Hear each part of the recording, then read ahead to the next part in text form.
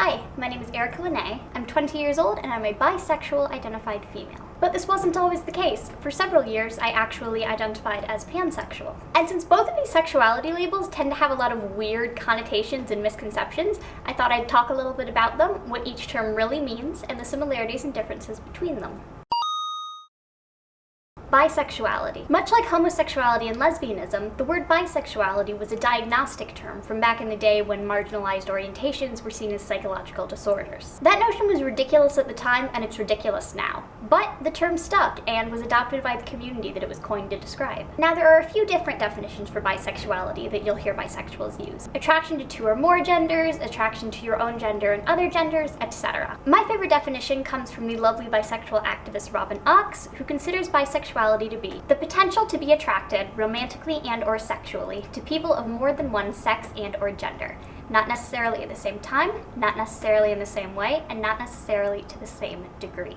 Pansexuality. Pansexuality is an orientation that likely emerged during the 1990s as non-binary and genderqueer identities started to become more widely understood in our culture. As with bisexuality, its definition can vary slightly from person to person. The most basic definition is attraction to all genders, emphasis on the all. In this sense, it's a label that explicitly rejects the male-female gender binary. Some pansexuals describe it as attraction regardless of gender, and say that a person's gender doesn't factor at all into whether or not they're attracted to someone. You'll sometimes hear the phrase gender blind, which is questionable in its phrasing, but hopefully you understand what they're trying to say. Due to the nature of these two labels, there's obviously a lot of overlap. Bisexuality's definition is so encompassing, ranging from attraction to two genders to attraction to all genders, that some people say that all pansexuals are also bisexuals, but not vice versa, in the same way that all squares are rectangles, but not all rectangles are squares. But honestly, I think assigning a sexuality label to people who are already actively trying to distinguish themselves from that label by choosing a different one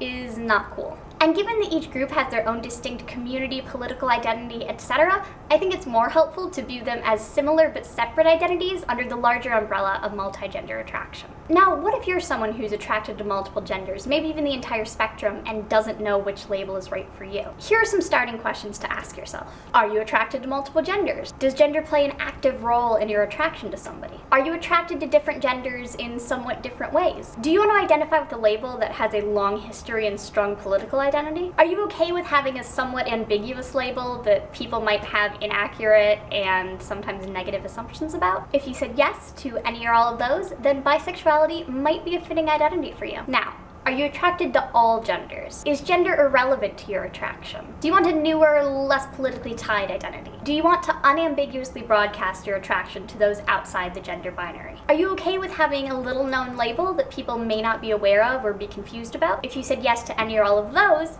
pansexuality might be a fitting identity for you. And if you find both labels reflect the nature of your sexuality, then you can totally identify as both, or neither, or polysexual, which is another similar but less common sexuality. Your identity is yours alone and affects nobody but you. Go with whatever you feel is right. Thanks for watching, and I'll see you next time.